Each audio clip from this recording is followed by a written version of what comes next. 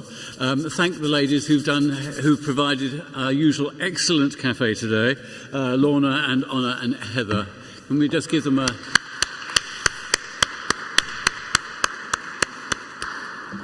Thank you very much. A couple of notices of events coming up. It's our 130th anniversary of the church on Sunday. Sunday morning. We're having our anniversary service. You'd be very welcome to join us at 11 o'clock. And there is a lunch afterwards as well. If you would like, we would be very welcome to join us for the lunch as well. So that's Sunday at 11.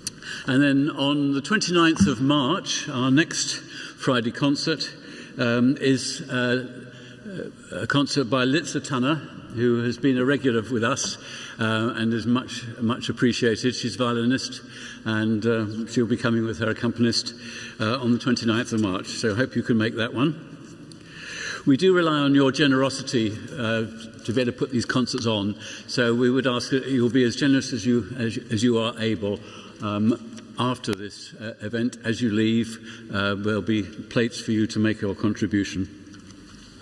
And now can I welcome Wind and Words, who were here last year and were very much appreciated, though unfortunately I missed them. And we had a wonderful concert with them, and we're looking forward very much to what they're going to share with us today. That's Chris Hooker and Dimitri Kenaway and Valerie Fry. Welcome, Wind and Words.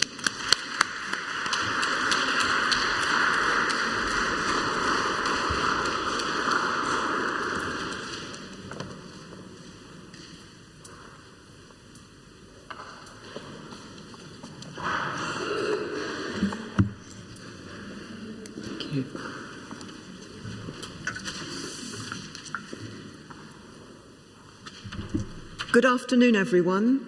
We're delighted to be back here with our clarinet, piano and poetry recital. This is Chris on clarinet, Dimitri on piano, and I'm Valerie. Last time we were here, we performed our World War II programme, where all the music and poetry was from the 1940s. Today, the music you're going to hear spans 500 years, from the 16th century up to the 20th century, covering a range of composers and genres of music. The poetry also crosses 5 centuries, with some of the poems being about composers who actually feature in the programme, and some of them about how poets are inspired by music. But all of the poetry is about music, and it's surprising actually when you come to look for it just how much poetry has been written about music and composers. So, ladies and gentlemen, welcome to Music and Sweet Poetry.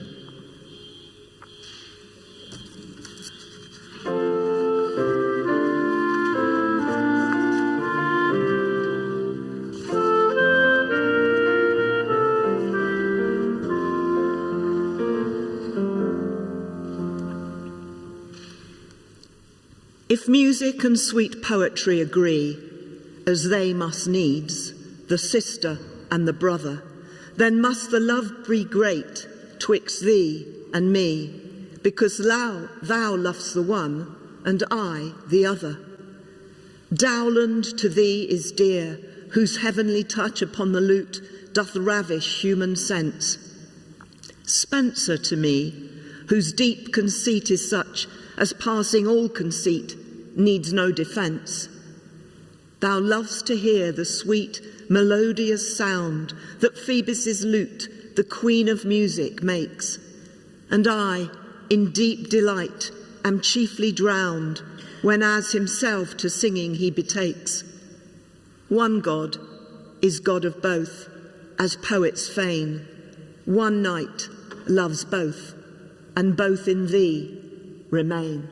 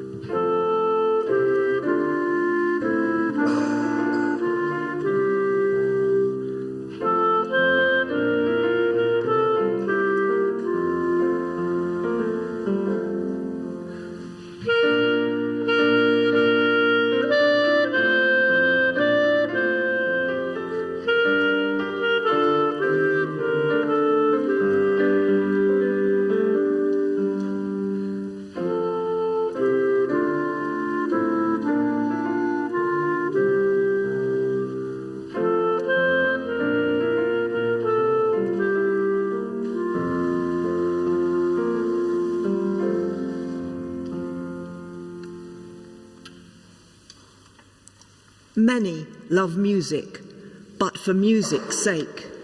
Many because her touches can awake thoughts that repose within the breast, half dead, and rise to follow where she loves to lead. What various feelings come from days gone by, what tears from far-off sources dim the eye. Few, when light fingers with sweet voices play, and melodies swell, pause, and melt away. Mind how at every touch, at every tone, a spark of life hath glistened and hath gone.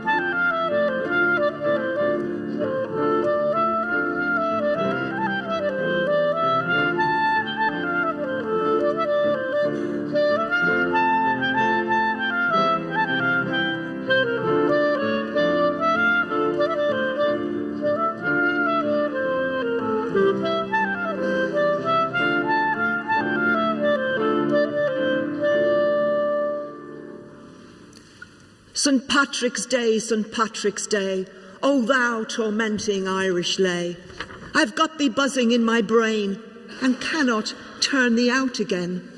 O mercy, music may be bliss, but not in such a shape as this, when all I do and all I say begins and ends in Patrick's Day. Had it but been in opera shape, Italian squall or German scrape, fresh from the bow of Paganini, or caught from Weber or Rossini, one would not care so much.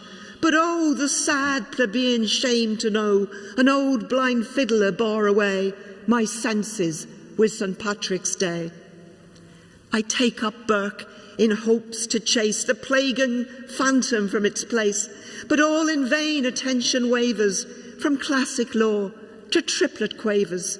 An essay on the great sublime sounds strangely set in 6/8 time. Down goes the book, read how I may, the words will flow on Patrick's Day.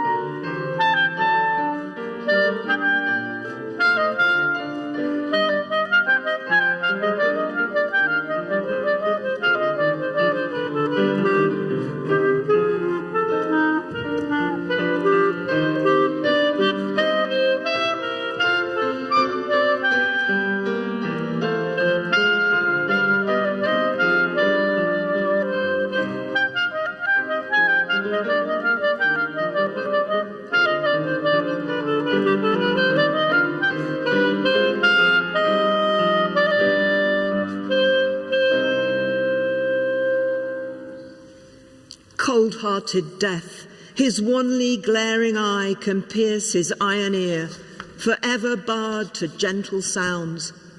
The golden voice of song that charms the gloomy partner of his birth, that soothes despair and pain, he hears no more.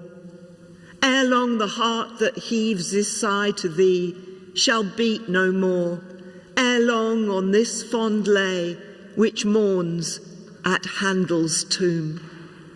O Master of the passions and the soul, seraphic Handel, how shall words describe thy music's countless graces, nameless powers, when the soft lute sounds the slow symphony of grief? O longer than this worthless lay can live. While fame and music soothe the human ear, be this thy praise, to lead the polished mind to virtue's noblest heights, to light the flame of British freedom, rouse the generous thought, refine the passions and exalt the soul, to love, to heaven, to harmony and thee.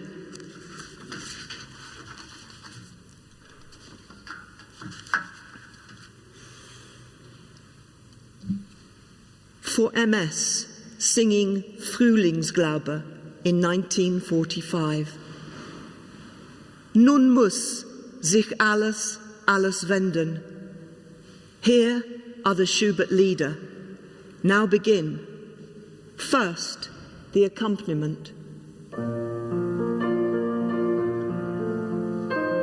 Heart known and heaven sent, and so divinely right, the inmost spirit laughs with sure delight. And now, the fountain of the melody.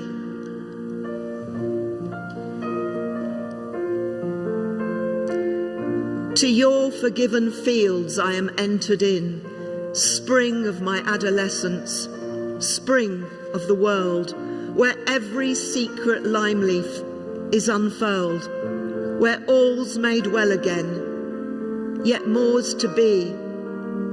Then why this misery? Because, O enemy alien heart, we fear that you are lost on your demonic shore, and we deny that in your music here is your unchanged, unchanging, innocent core.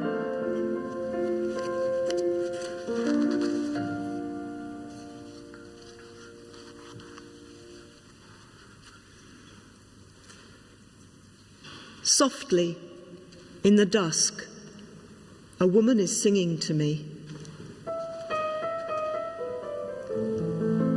taking me back down the vista of years, till I see a child sitting under the piano in the boom of the tingling strings and pressing the small, poised feet of a mother who smiles as she sings. In spite of myself, the insidious mastery of song betrays me back till the heart of me weeps to belong to the old Sunday evenings at home with winter outside and hymns in the cosy parlour, the tinkling piano our guide. So now it is vain for the singer to burst into clamour with the great black piano appassionato. The glamour of childish days is upon me. My manhood is cast down in the flood of remembrance. I weep like a child for the past.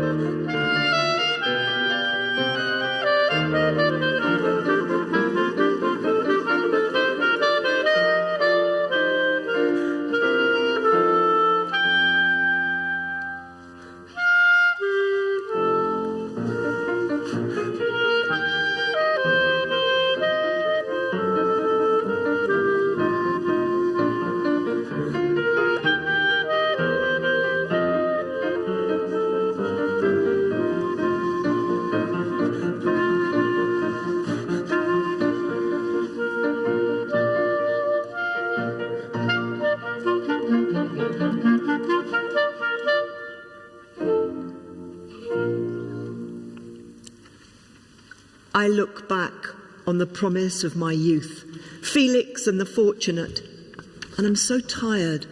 A boy in autumn ringlets, plaiting fugues for old Goethe, a boy with liquid fire in his hands. I glimpsed myself in glacier wind and flood waters under the Skebder Devil's Bridge. I loved the wild allegro, the clack of trains, wind in a seaside cave, Swiss sunlight, Monte Albani's Sweet Sir, Loch Lomond. I found music everywhere. Now, some mornings I am too weak to fold back my bed sheets. There is nothing I crave as much as silence, not even pine trees, the rich smell of old stones with moss upon them, or the sight of snowy peaks would please me. Quiet, like the moment before song, stretched out forever. Stillness, that instant before strings quiver. This is what I want.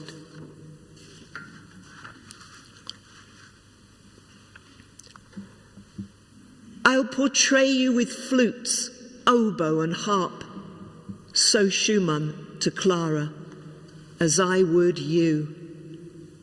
Now, in this front room of a tree-repeated street, I practice mere stumbling tunes, but the maestro behind me, in the mirror, my discreet double, plays your music's parables flawlessly, Schumann-like, strange and tragical and sweet.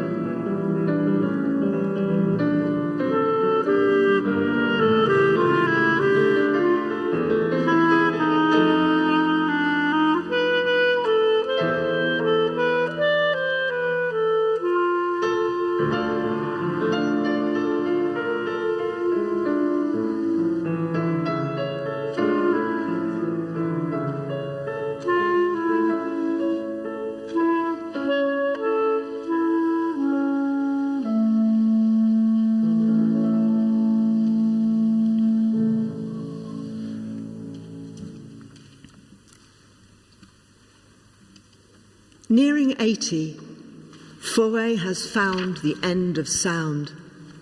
He never would have guessed it had so much to do with the Mediterranean light of childhood, or lake breezes swirling all summer at Savoy, and so little to do with music, growing quieter everywhere but in his mind. He is relieved to hear the garbled edge of what had been music, his torment for 20 years, fading at last to silence. If only his breath would follow. He believes he has finished with the flesh, his face now thin and delicate as a lost note, dissolving in air, his body closing in on itself, the discordant coda to a life of elegance and song. He would become spirit instead, simple and radiant at the level of pure grace, diaphanous against nightfall. He hoards his bare inner music and must force himself to reduce it to notes on a page. Alone, deaf to street noise below, the call of birds above, seeing the Paris sky glazed with loud sunlight, he feels wrapped in melody's softest shroud. It is exquisite, as he always knew it must be, and almost liquid in the way it lifts him towards the clouds.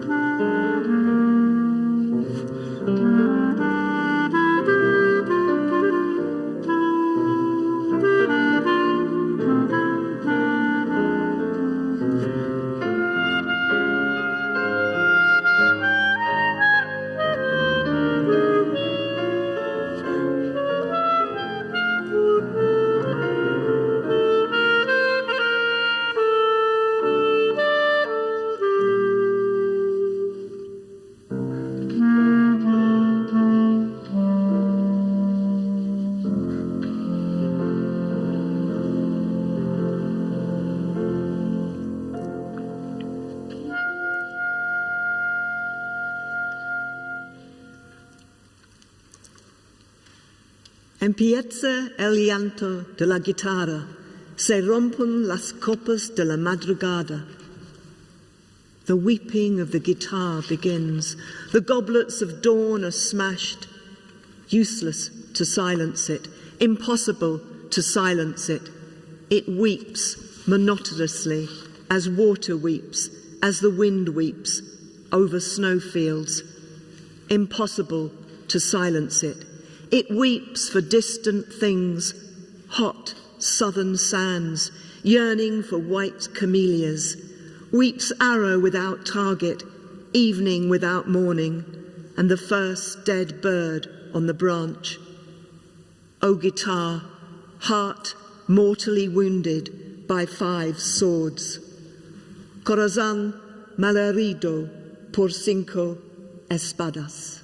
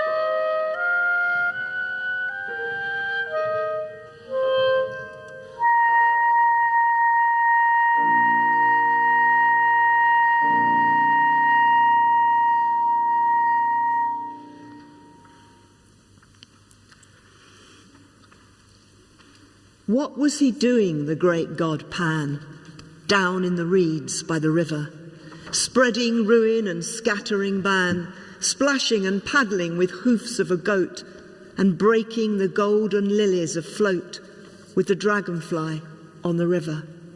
He tore out a reed, the great god Pan, from the deep, cool bed of the river. The limpid water turbidly ran, and the broken lilies a dying lay, and the dragonfly had fled away ere he brought it out of the river. High on the shore sat the great god Pan, while turbidly flowed the river, and hacked and hewed as a great god can, with his hard bleak steel at the patient reed, till there was not a sign of leaf indeed, to prove it fresh from the river. He cut it short, did the great god Pan, how tall it stood in the river, then drew the pith like the heart of a man, steadily from the outside ring, and notched the poor dry empty thing in holes as he sat by the river. This is the way, laughed the great god Pan, laughed while he sat by the river, the only way since gods began to make sweet music they could succeed. Then dropping his mouth to a hole in the reed, he blew in power by the river. Sweet, sweet, sweet, O Pan, piercing sweet by the river, blinding sweet, O great god Pan, the sun on the hill forgot to die, and the lilies revived, and the dragonfly came back to dream on the river. Yet half a beast is the great god Pan, to laugh as he sits by the river, making a poet out of a man. The true gods sigh for the cost and pain, for the reed which grows never more again, as a reed with the reeds in the river.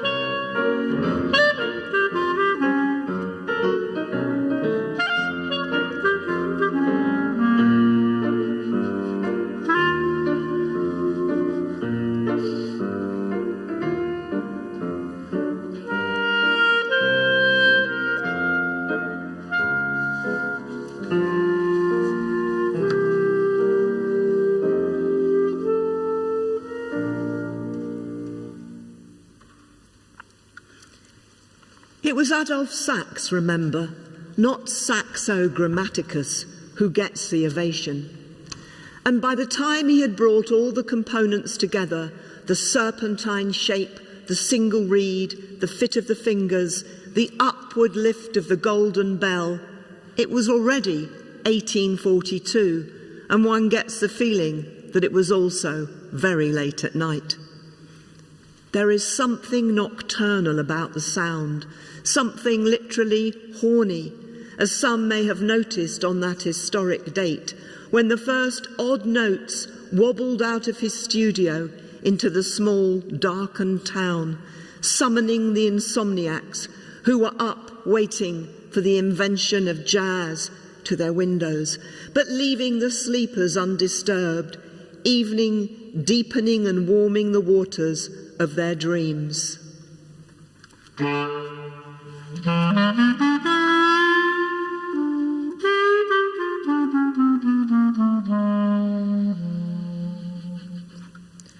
For this is not the valved instrument of waking, more the smoky voice of longing and loss, the porpoise cry of the subconscious.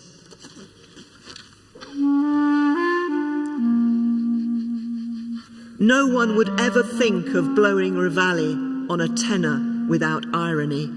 The men would only lie in their metal bunks, fingers twined behind their heads, afloat on pools of memory and desire. And when the time has come to rouse the dead, you will not see Gabriel clipping an alto around his numinous neck. An angel playing the world's last song on a glistening saxophone might be enough to lift them back into the light of earth, but really no further. Once resurrected, they would only lie down in the long cemetery grass or lean alone against a lugubrious yew and let the music do the ascending, curling snakes charmed from their baskets while they wait for the shrill trumpet solo that will blow them all to kingdom come.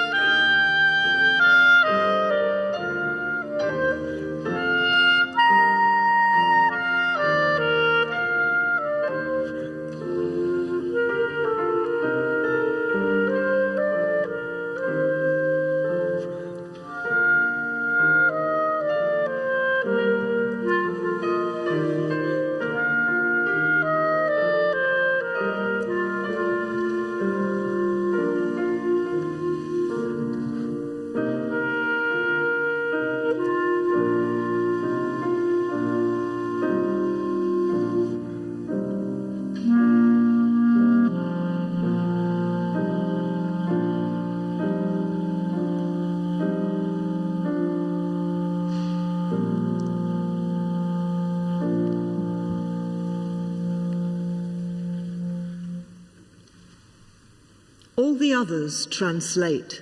The painter sketches a visible world to love or reject. Rummaging into his living, the poet fetches the images out that hurt and connect. From life to art, by painstaking adaptation, relying on us to cover the rift. Only your notes are pure contraption. Only your song is an absolute gift. Pour out your presence, O delight cascading the falls of the knee and the weirs of the spine, our climate of silence and doubt invading. You alone, alone, O imaginary song, are unable to say an existence is wrong, and pour out your forgiveness like a wine.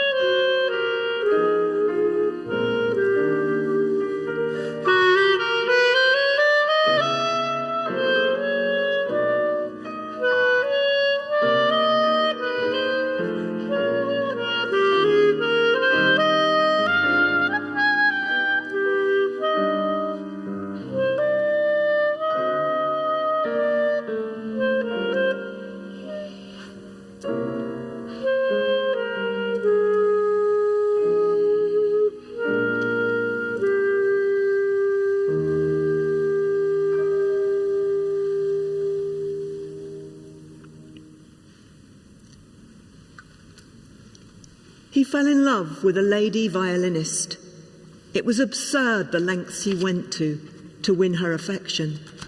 He gave up his job in the civil service. He followed her from concert hall to concert hall, bought every available biography of Beethoven, learnt German fluently, brooded over the exact nature of inhuman suffering, but all to no avail. Day and night she sat in her attic room. She sat playing day and night, oblivious of him and of even the sparrows that perched on her skylight, mistaking her music for food. To impress her, he began to study music in earnest, Soon he was dismissing Vivaldi and praising Wagner. He wrote concertos in his spare time, wrote operas about doomed astronauts and about monsters who, when kissed, became even more furious and ugly. He wrote 8 symphonies, taking care to leave several unfinished. It was exhausting, and he found no time to return to that attic room.